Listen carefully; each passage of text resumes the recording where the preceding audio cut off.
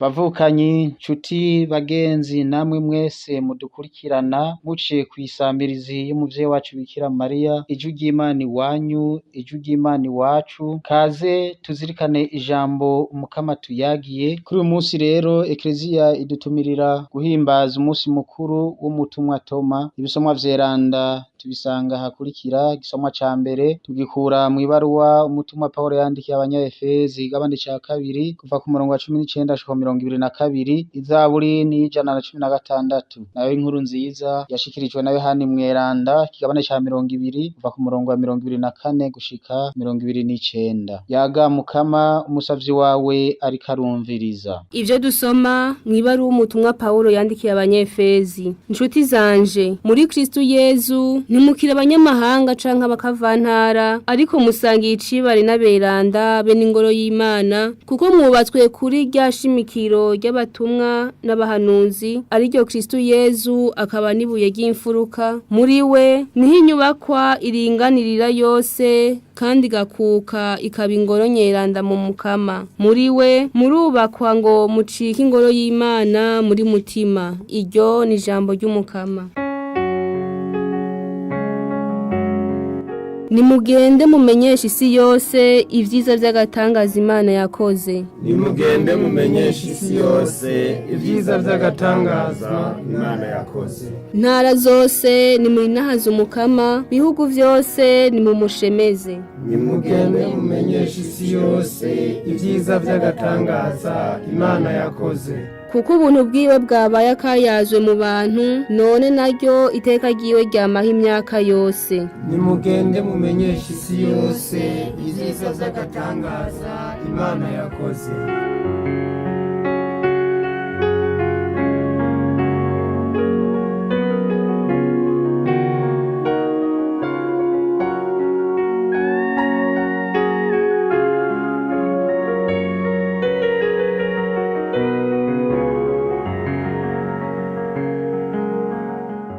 Inkuru nziza Yezu Kristu nkuko yashikirijwe na Yohani Mweranda. Aho Yezu yaza, Toma umwe wo muri babandi 12 ariwe bita Didimo ntiyari muri bo. Abandi bigishwa bamubwiye bati twabonye Umukama, ababwira ati ntiboneye mu biganza vyiwe intoboro za ya misumari, ngo nshire urutoke mu ntoboro za ya misumari n'urushimo rubavu rwiwe sinzokwemera. Imisi 8 iheze, abigishwa basubira guteranira muri ya nzu na Toma bari kumwe. Yezu araza, inzugi zugaye, ahagarara hagati muri bo ati nimugira amahoro. Hanyuma abwira Toma ati shira urutoke ngaha, ngibi ibiganza vyanje, zana urushi rwawe kandi urushire mu rubavu rwanje, ureke rero kuba ikigaba ariko wemere. Toma mwishura ati Mukama wanje, Mana yanje. Yezu nawe amusubiza ati ewe Toma, wemeye kuko mbonye, hahiriwe azokwemera ataco barinze kubona. Dushemeze ijambo ry'Imana.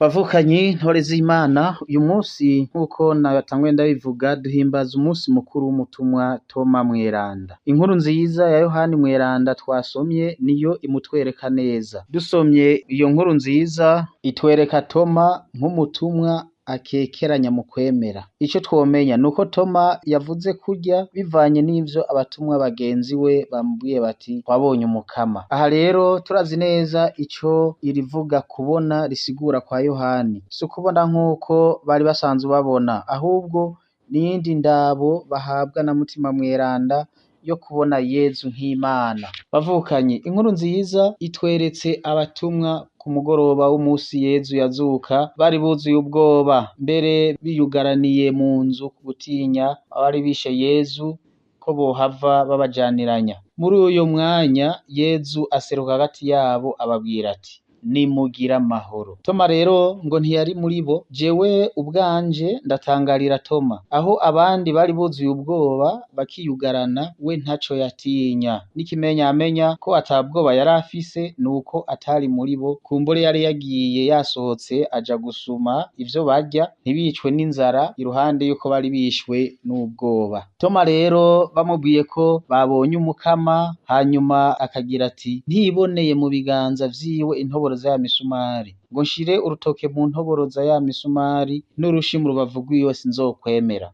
Iyo nyishu yiwe ntisigura ko atemera, ahubwo yumva igishika co kuraba uwamubambiwe hanyuma akazuka. Toma rero yari afise umwete n'ubwira bituma atagira ubwoba, mbere yaretse gushoka yemera ivyo bagenzi we bamubwiye kuko yabona buzuye ubwoba, akabona ko umunyabwoba nawe yemera ivyo bamubwiye vyose. Inyuma y'imisi 8 Toma ari muri bo, Yezu aragaruka maze arabiyereka na Toma ari hari, amubwira ati shira urutoke ngaha, ngibi ibiganza vyanje, zana urushi rwawe kandi urushire mu rubavu rwanje, ureke rero kuba ikigaba ariko wemere. Ayo majambo Yezu amubwiye yatumye Toma agaragaza ukwemera gukomeye kuva mu mutima wiwe. Mukama Mana yanje, nguko ukwemera Toma agaragaje nk'umuntu atagira ubwoba kandi nk'umuntu afitiye icizere cose Yezu, bikamutuma amubonamwo umukama wiwe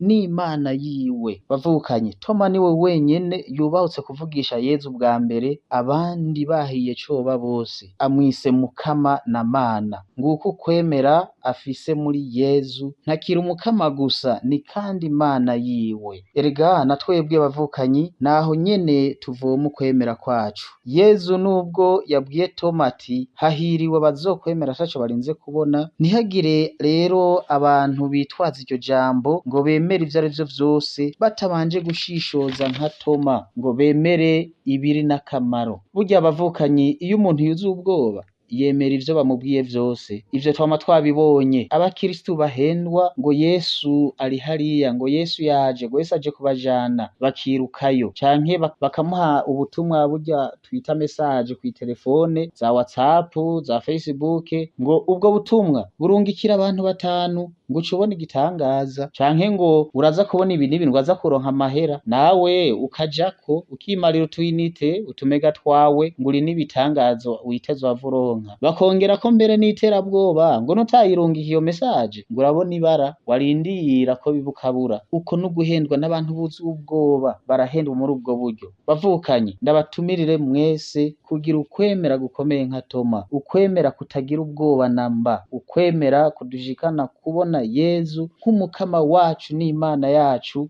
atayindi, kandi ko tumufise Yezu nk'umukama na Mana yacu, ata kintu na kimwe coza kidutera ubwoba tumufise. Bavukanye nkunda, Yohani Mweranda mu nkuru nziza yiwe aratwereka Toma atagira ubwoba mu kwemera, nk'uko kandi atwereka uwundi muntu atagira ubwoba mu kwemera, Mariya Madalena. Yagumye ku ruhafu arondera iyo bashize umukama wiwe, abandi bagenzi we bose bahunze, maze Yezu amaze kubona ko atagira ubwoba afise ukwemera, aramwiyereka Mariya. None rero bavukanye, dutahure neza mu majambo Toma yakoresheje nko gushaka gusanganira Yezu. Amajambo ya Toma atwigishe gusanganira Yezu nka Toma nyene. Toma yashaka kwinjira mu kinyegezwa c'ukubambwa ku musaraba n'ukuzuka vya Yezu yari yamupfiriye. Ntiboneye nka korakora ashaka kwinjirana na Yezu muri ico kinyegezwa. Toma avuze ati Mukama Mana yanje, amuteye akamo aza mutabare. Nkako nyene yumva isoni n'umubabaro kuko Yezu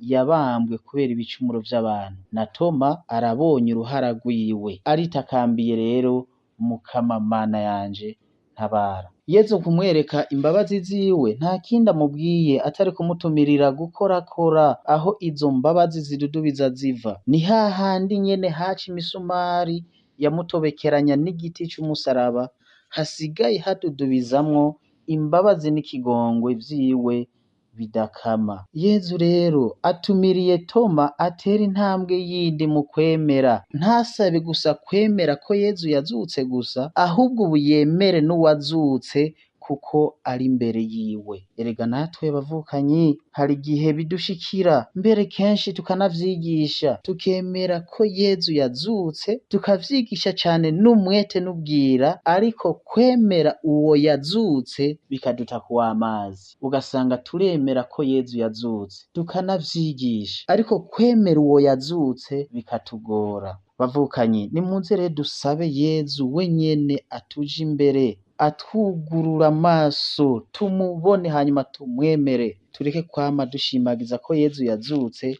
ariko kwemera uwo yazutse bitugora. Dusabe rero bavukanyi, uyo Yezu yazutse adufashe kwinjira muri izo nguma ziwe, maze tuvoma amazi n'amaraso y'ubuzima. Twinjire kandi mu mushaha wiwe nyagusengwa wasogoswe, tuvomemwo urukundo rutagira ingero ruzodushikana mw'ijuru. Mwari kumwe na Patiri Sadite wa Diyoseze ya Ruyigi. Umukama abahezagire mwese. Amen.